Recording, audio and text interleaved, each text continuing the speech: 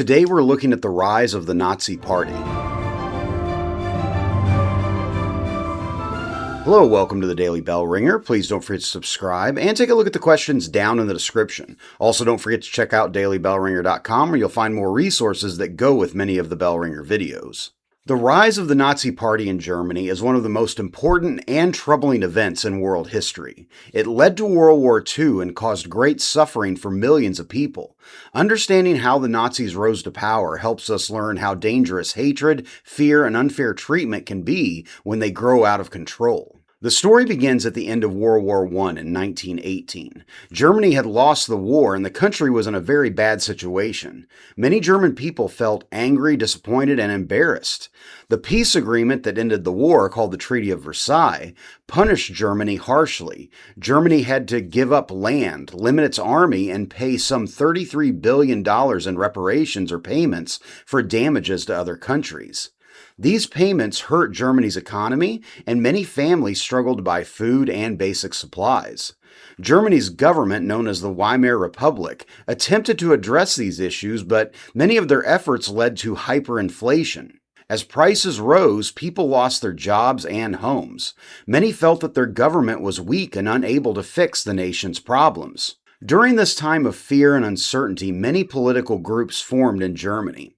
One of these was the National Socialist German Workers' Party, better known as the Nazi Party. The term Nazi was actually a derogatory term or insulting way to refer to the National Socialist German Workers' Party. It began as a small political group in Munich in 1919. At first, very few people paid attention to them, but when Adolf Hitler joined the group, everything changed. Hitler was a powerful speaker who knew how to use people's anger and fear to gain support. He promised to make Germany strong again and told people that he could solve their problems. Many Germans, desperate for hope, started listening. Hitler also spread dangerous ideas. He falsely blamed Jewish people, political opponents, and others for Germany's failures. He said these groups were Germany's enemies. This hateful thinking became a major part of the Nazi beliefs. The Nazis believed that pure Germans were superior to others, and this idea led to discrimination, violence, and eventually the Holocaust, in which over 5 million Jews were murdered. In 1923, Hitler and the Nazis tried to take control of the German government by starting a rebellion in Munich in what became known as the Beer Hall Putsch. The rebellion failed and Hitler was sent to jail for 9 months. Many thought this would be the end of the Nazi Party, but the opposite happened. While in prison, Hitler wrote a book called Mein Kampf, meaning My Struggle, which explained his goals and beliefs. The book gained attention, and when Hitler left jail, he rebuilt the Nazi Party to be even stronger. Throughout the 1920s, Germany continued to struggle. The worst moment came in 1929 when the Great Depression hit countries all around the world. Banks closed, businesses failed, and millions of Germans lost their jobs. People became even more desperate, and extremist groups like the Nazis took advantage of their fear. The Nazi Party promised jobs, stability, pride, and a return to Germany's former greatness.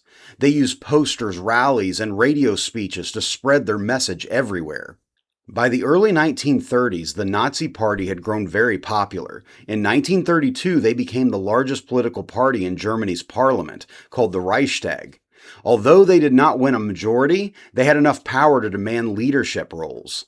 Many wealthy business owners and political leaders supported the Nazis because they believed Hitler could bring order to Germany.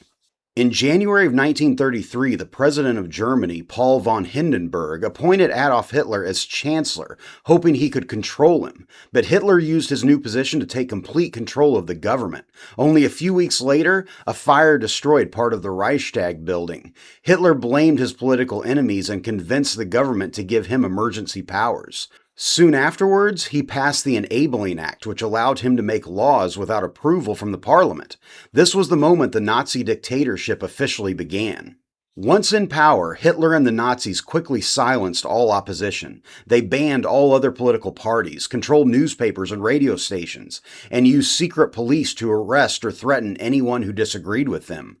Schools, churches, and community groups were forced to teach Nazi beliefs. Jewish people were banned from many jobs, attacked in the streets, and eventually forced into ghettos and concentration camps. Life in Germany became dangerous for anyone who was not a supporter of the Nazis.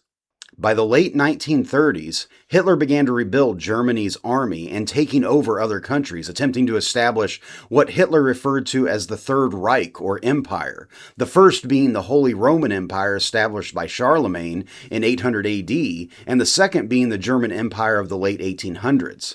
Hitler claimed this Third Reich would be a 1,000-year empire. The Nazi Party's efforts to conquer Europe would lead to World War II erupting in 1939. The rise of the Nazi Party had turned Germany into a dictatorship that spread fear, violence, and war across Europe. So with that, hopefully you learned something, and thanks for watching.